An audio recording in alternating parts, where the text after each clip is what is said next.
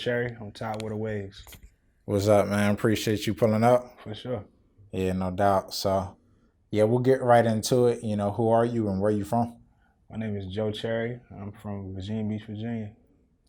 All right. So, you have a brand, Joe's Tortured Soul. Yeah. Yeah, you can speak to the viewers a little bit about that, all the designing and things that you do under that brand.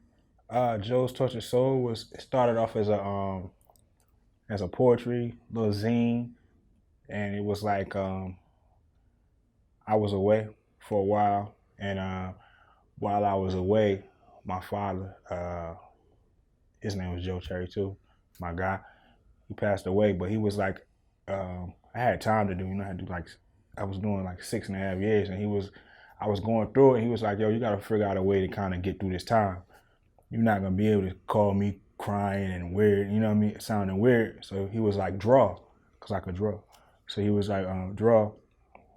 And I started, but I didn't really have the correct pencils, and I was a city jail, so you only had pens. So I just started like kind of just writing my thoughts out. I had read Malcolm X, and I was reading Roots, and there was, I can't remember exactly which book, but it was talking about writing, and I just started writing different things, and it was coming out like raps when I can't rap. So I would just write it, and it came out in prose form. So I just saved them and saved them and saved them. And I came home, I just put out a book, a little zine called Joe's Tortured Soul, and I put out a shirt with it, and the shirt kind of went further than the zine. So I just started, I wanted to make product, so I put out all my product under Joe's Tortured Soul, you know what I mean, because it's coming from me. Yeah, okay. Yeah. And was this your first time dealing with apparel and putting out shirts? Nah. Well, not maybe shirts. I mean, I got into this. I used to own a little kiosk in the military circle called Sneaker King. So we used to paint sneakers, and this was right around the time when Bape first popped. Bape wasn't really on this. Bape hadn't really came to the U.S. yet in a real major way. Full effect, yeah. Yeah. So as it was coming to that, I was still painting sneakers, and this was right on the onset of the internet, and I was really I had seen the Bape stuff before, but I hadn't really got into it. So as I started digging into the internet, it was, dial up, super slow. I'm finding out about Bape. And so I took Sneaker King, and we transitioned Sneaker King into Cream. So when we opened Cream, me and my partner at the time, we started, selling sneakers, you know what I mean? But I wasn't doing sneakers no more. I was selling like Bapes and reselling like different stuff, and we was getting it was early brands. This was like Red Monkey started popping and stuff like that. But then I started doing this brand called Frivolous Goods. That was mine by myself, and it was just luggage. And I was able to get New Balance, and this was when New Balance was with Pro-Keds. The way they do their thing now is different. So New Balance was with Pro-Keds, so I was able to get New Balance, and I didn't have an Adidas account, but I had an Adidas plug, so I could get the Adidas at like 70% off. So this was like, me and all my friends used to wear Adidas Gazelles.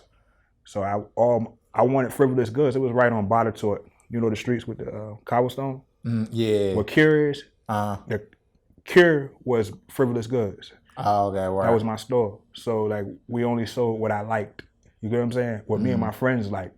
So we sold Nudie Denim, New Balance, Kiehl's, Kiehl's skin product. It's a Kiehl's skin product. Von Zipper glasses, and the rest of it was my product. You know what I mean? Oh, Kid Robot. We sold Kid Robot too. Okay. Yeah. These are early streetwear brands, you know what I mean? Right. Dabbling with, this apparel, sneakers, all of that. Do you have a favorite sneaker yourself? My favorite sneaker before Ye was an Adidas Power Phase, high top. Like, You know what he did? You know he did the power phases. Nah, I don't even know what that is. That's a That was Kanye? yeah. Oh, word. He did them like he did a. It was like they almost looked like fisheye Adidas. You know what I mean? It was Yeezys, but I think they called them Calabasas. They came in gray and off white and stuff. But but back in the day they had the high top Adidas power phases and they could strap all the way in the back. Okay, I see it's very classic. Yeah. Yeah, so gotcha. I like that one. I like New Balance 99, 993s or 992s, whatever, that particular style of New Balance. And I like Reebok Club C Classics. Those are like my favorites. Okay. Yeah. So you're real creative. I feel like when that question gets asked, a lot of people go, towards the most hyped up thing, like hypebeast. Whether it be J's, which are, extremely dope, but, you have that extensive knowledge. So do you consider yourself a student of this, like, apparel sneaker game? Do you study anybody? Damn right. Like I'm the original Raph head. Like ASAP and all them, when they talk about Raph and all that stuff, like, nah, You was on it. Yeah. Like me and my homie, like my man Bruce, we like the original Raph, like early. I can't say originals, but like I never thought that it would be popping, like in the way it's like he was like popping. You know what I mean? I thought that was something that I kind of liked to myself. You know what I mean? I met some kids the other day that really know that shit, but like because it's cool to know it. But before then, I just was fucking with Raph because that was my shit. You know what I'm saying? Like I wanted to try to get something different than the rest of these motherfuckers was wearing out here. You know what I mean? So cause I sold expensive shit. I sold Red Monkeys, I sold Bapes, I sold all this shit. I'm like, yo, if I'm selling this shit to you, I can't look like you niggas. You know what I mean? So I gotta dig deep and try to kind of go a different route. So it ended up being like Saint Laurent was our shit. Lanvin was our shit. Raph.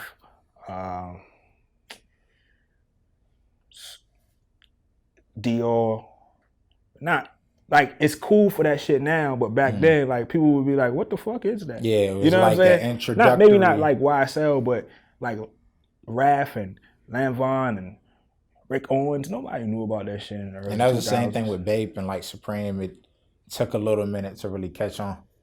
Yeah, but see that was different because Bape and Supreme, you had dudes. All right, well, it's similar because Pharrell made Bape popping, right? Pharrell got Bape popping. Lil Wayne got Bape corny. You know what I'm saying? Like, oh my God, big. I was selling this shit. So when that all was transpiring. Yeah, when the baby, what's the Hustler Music? That record came out and he had that purple jacket on.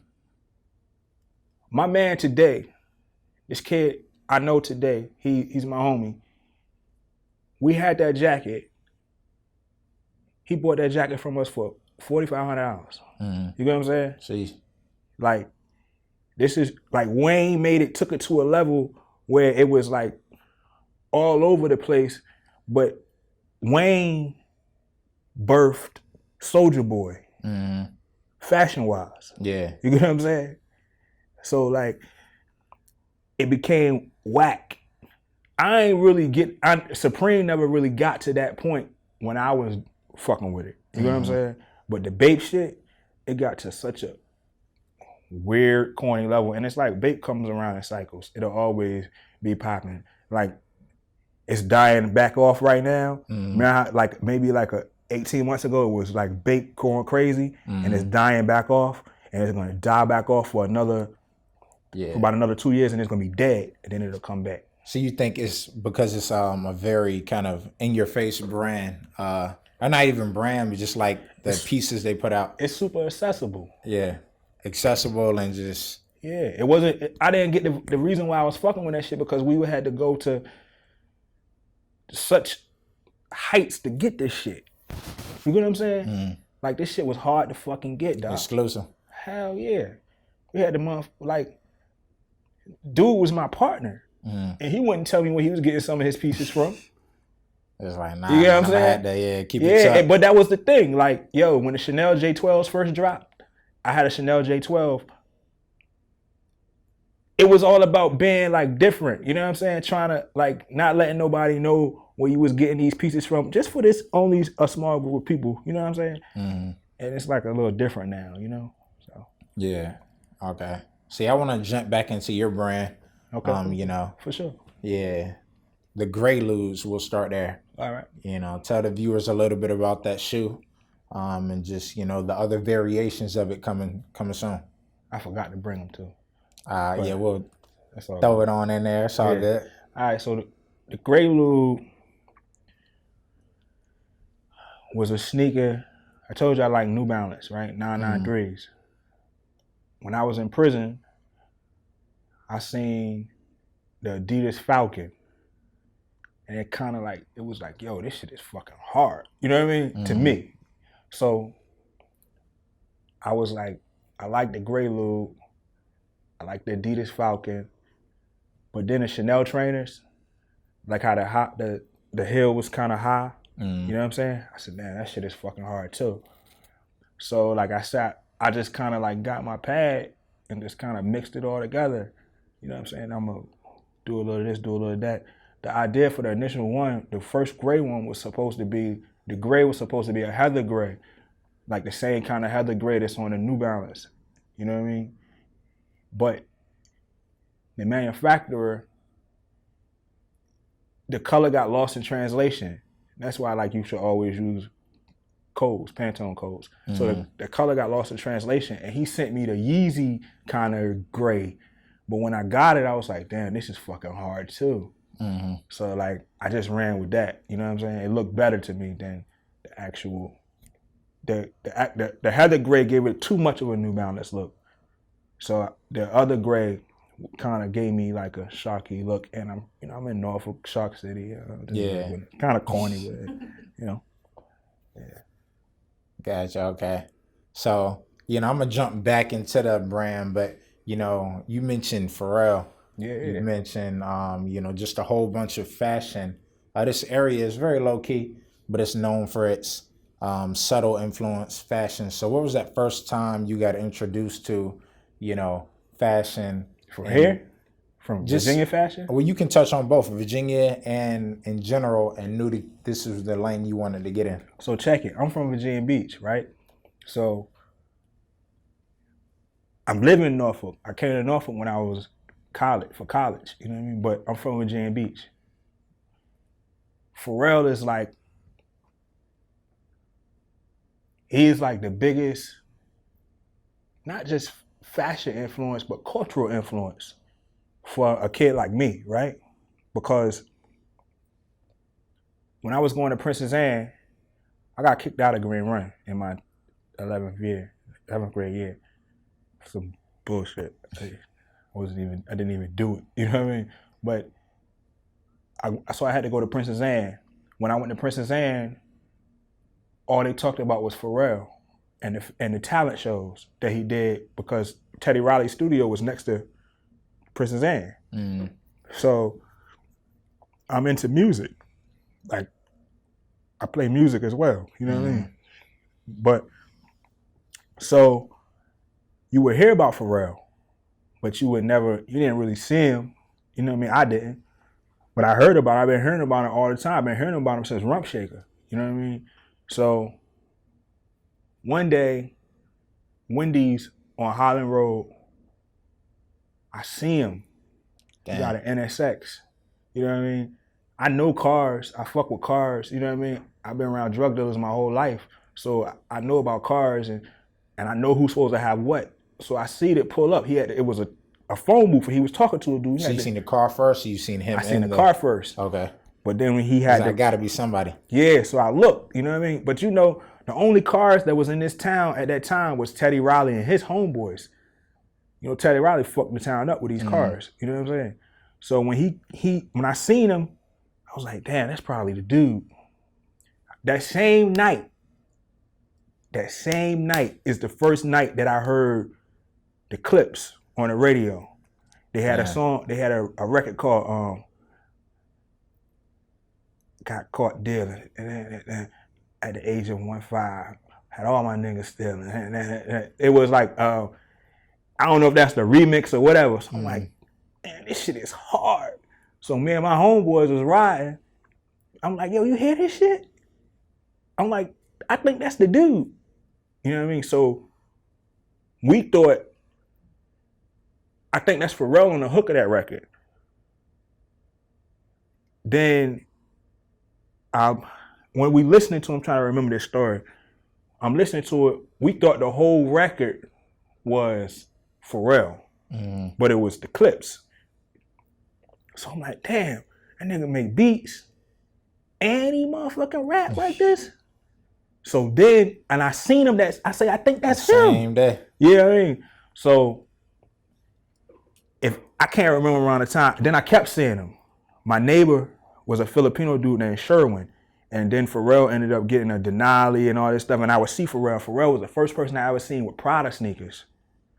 Mind you, I'm fucking with him for the music, but then he started wearing the Prada sneakers. So hold up. You know what I mean? So I'm like, damn, this nigga flies, motherfucker. And at the same time, I'm painting sneakers, but I'm making beats. You know what I'm saying? I'm like, I want to do this. You know what I mean? What he's doing. So I'm transition. Nah, I'm like, I want to just do creative shit. Oh, like he's, you know what I'm saying? Yeah, right, creating. Yeah, so Pharrell was like the biggest influence. You know what I'm saying? So like me and my homies, you know how you got Neptune's fans around the country? We was like the first, we was like really fans. Like, you know what I'm saying? Not like groupies, but like, this shit is appreciating the dope. Art. Yeah. Hell fucking yeah. Following, like, you know what I mean? Like we going, like, so I was kind of out of only my homeboys, my immediate homeboys at the time, I was really the only one that was really on some creative shit. We was fucking with the cars, but as far as making clothes and fashion and shit, I was the only one doing it. So Pharrell was like a big influence, man. Like a super big influence. Like, flies, motherfucker, Pharrell. What? Yeah. Had to go. Still to this day. To this day. To this day. The God. Yeah. Shout out to Something in the Water. What? You know, everything he's doing for the area. Yeah, for sure. Yeah. For sure. But I want to get into one of his friends, Hove. Hove, okay. Yeah, you know, Biggs. You've had some big names in your apparel. Oh, yeah. So, yeah, how did those, you know, come about? So, Biggs, me and Biggs was in McKean, Pennsylvania together. Like, and in a secret, like we was locked up. So, Biggs is real quiet, low key, you know what I mean? Like, in the background. Yeah. And we, in the program that we was in, we was forced to kind of talk. But I met Biggs like this because my father died. I told you my father died when I was in prison. Now, Biggs is from New York. I'm from Virginia. My main rule is I ain't doing no dick riding. You know what I mean? Like, I don't want to, I'm not getting it that way. So, them dudes was on Biggs' dick insanely. Like, it was just crazy. So, but my nigga that didn't affect how he carried it. That was them. You know what I'm saying? Yeah, right. So, from already on the onset, I was like, okay, dude is to be respected, because when a lot of times when niggas is dick riding niggas and all this shit, it kind of changes how the person that they're dick riding is. You know, you get what I'm saying? Like, it make you more inflated, I guess. But I can't say if it made him more inflated or not, because I didn't know him before that point in time, but he was still carrying it. He didn't really get into that. You know what I mean? That was them. Let it go to his head. Yeah, I can't say anything that go to his head. He just didn't, play into it. Yeah, he didn't exploit it. You know what I'm saying? You know, you got niggas dick around, you can send them to do any type of dummy mission. You know what I'm saying? So he didn't let it go to his head, or not go to his head, he didn't exploit it. So my father died, we didn't talk.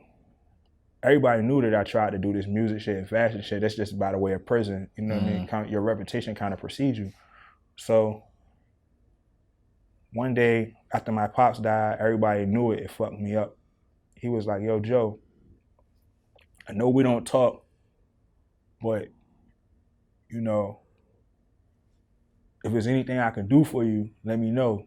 I've been through this before because my mother died and my brother died, and I know this is not gonna be easy for you. So if there's anything I can do for you. So I was like, nah, I'm good. You know, you don't accept shit from niggas in prison. You know what I'm saying? Yeah. So they told me they was gonna let me go home. I had been gone for 5 years at this point in time. They said they was gonna let me go home. Biggs could make stuff happen on the pound. You know what I mean? He could get stuff in like you ain't supposed to have. So they're gonna let me fly on a plane back by myself home from Pennsylvania to Virginia, giving me 2 days home. I said, yo, Biggs, only thing I really need, I went back to him and said, only thing I really need is like, if you can, like some new underwear. You know what I mean? That shit sounds so small, but that's a big thing. I'm talking about street underwear. A wife beater, you know what I mean? Boxer briefs. So he was like, all right, let me see what I can do. When I came back from working out, it was some new underwear on my bed. Quick. And it's been my nigga ever since. Word. You know what I mean? Yeah, that's tough. Yeah. And then that relationship, you know, kept going in terms of the fashion outside. We became friends in prison. Like when you become somebody's friend in prison, it's not a lot of people to talk to. So like y'all, you know, you kind of rap, y'all talking. So I kind of, this is what I want to do. This is what I'm into. You know what I mean? So he like, well, you know, I kind of got some experience in that. You know what I mean? Just stay humble, Joe, and just, you know, everything will fall in the right place. I got home, he introduced me to Emery. You know Emery? Nope. Emery is Hove homie. Okay. My homie now, you know what I mean? So he introduced me to Emery, and they just been supporting me ever since, man. Shit is like so, it's like real niggas. You know what I mean? Yeah, that's all I can say, real niggas. Yeah. Smooth. So, yeah, speaking of your friends, you know, I know you kind of touched on it a little earlier, but, you know, who are some of your inspirations in the fashion game? Or it can be in general.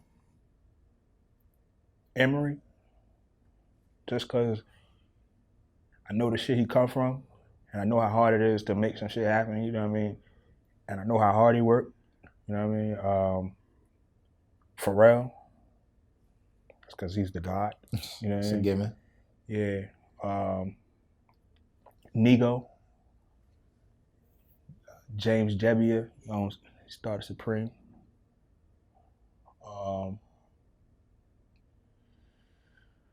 Who else?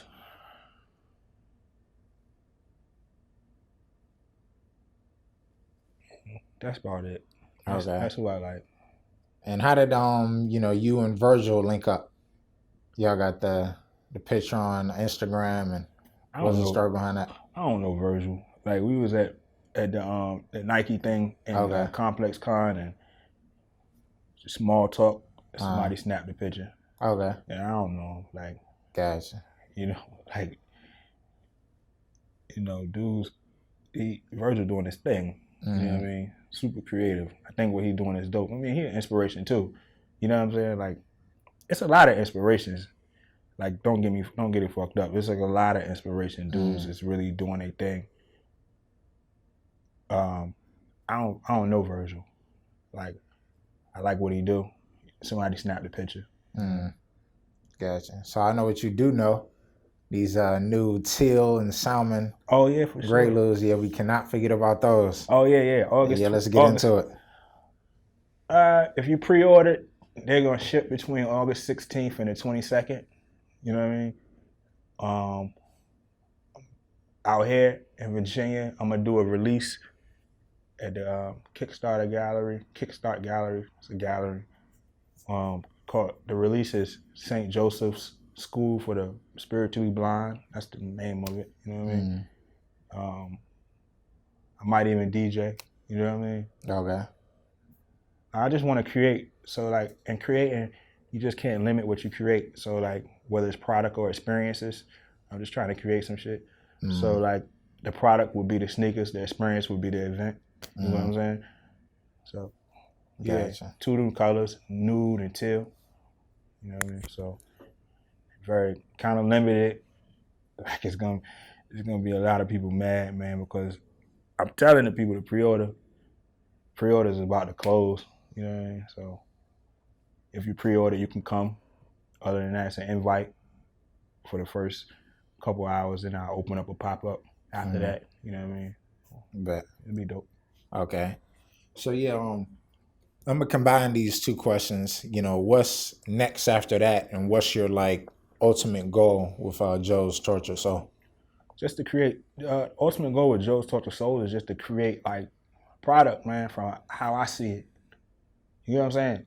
Like whether it's a pencil or whether it's some toilet paper or whatever it is, it's like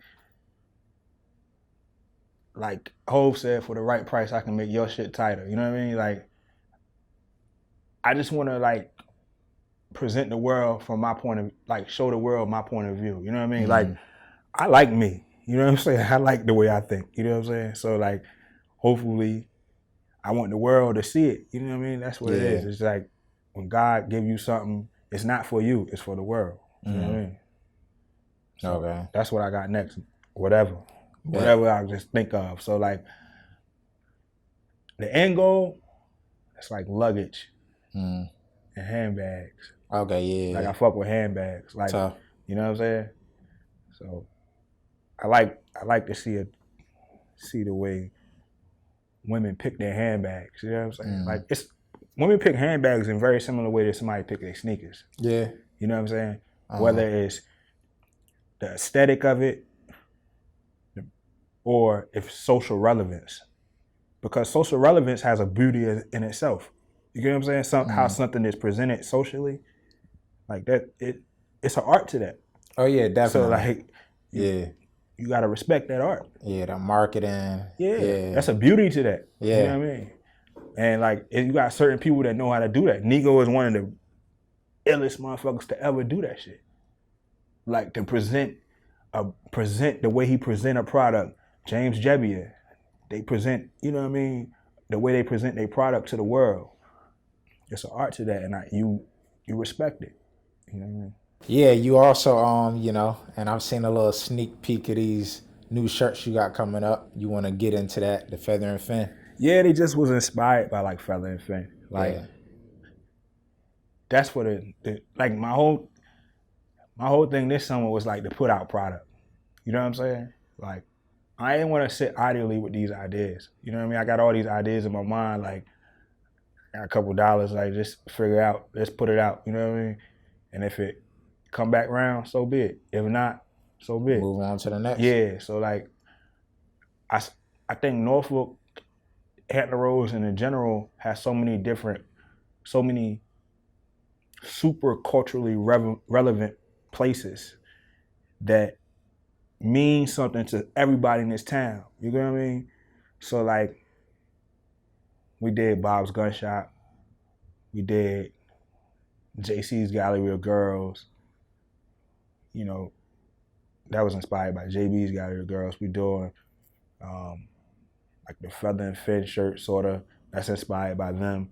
Like they just, like these things mean something. So if you went to school out here, you hustled out here, you did whatever out here, you came through Feather and Fin. You know what I mean? So like, the shirt speaks for itself. So like, just something dope for the town, I think. You know.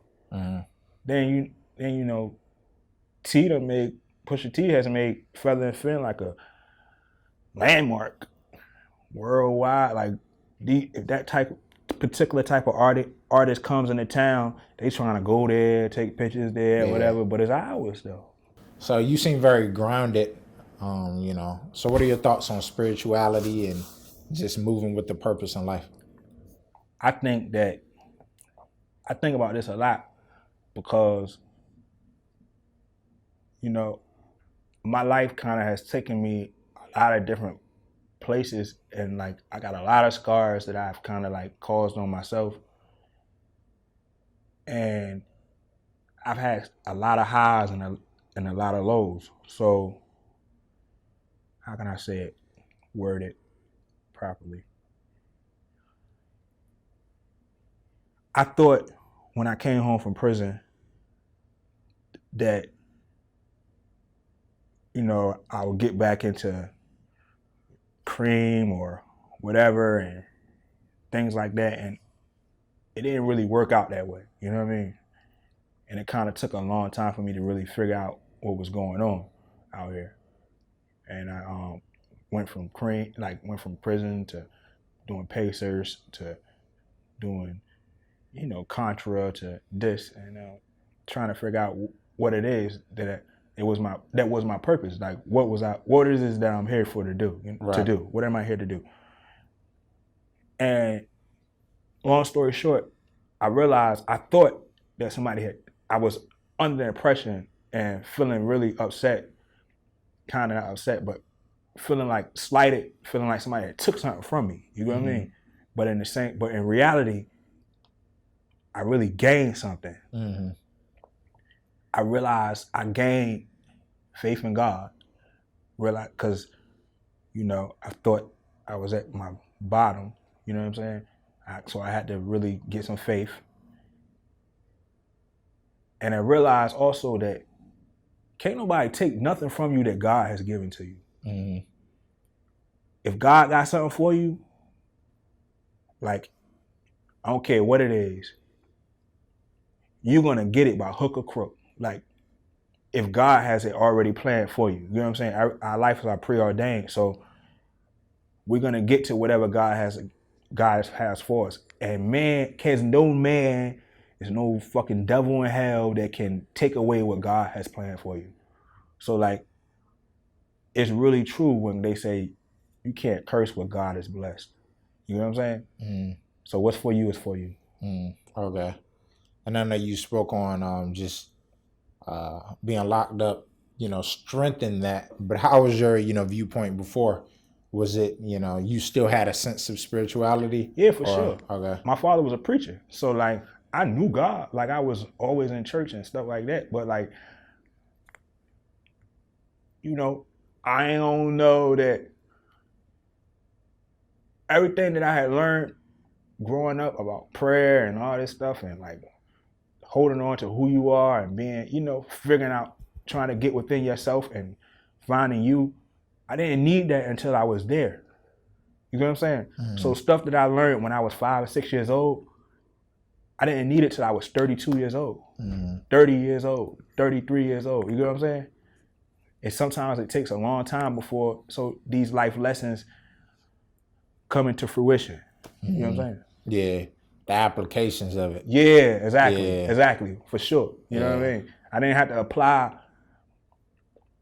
Like, I never really had to really try to learn how to pray until, like, I'm in prison yard and it's fucking going down. You know what I'm saying? And I'm like, what the fuck? You know what I mean? It's real. Like, second day I'm in prison, a motherfucker run by, like, dude that I ride to prison on the bus with, as soon as we get off the bus, he go to the computer to try to check his computer. The next day after we got off the bus, he tried to check his computer, and the Mexicans run down on him and poke him. Damn. And I never heard nobody scream like that. You get what I'm saying? So, like, yeah, now I gotta go in my room and, like, pray, like, Lord, get me out of here. Yeah. You know what I mean? So. Yeah. So how'd you deal with that? I know that has to be very anxious. Are you talking about, you know, somebody you rode the bus with, and I ain't know him. He just was on the bus. We just got to the prison at the same time. Yeah, for sure. But I'm just saying, like, you know, arriving, not saying close in relationship, but, you know, how you detailed that story. So, like, how did you deal with maneuvering and just the mental strain?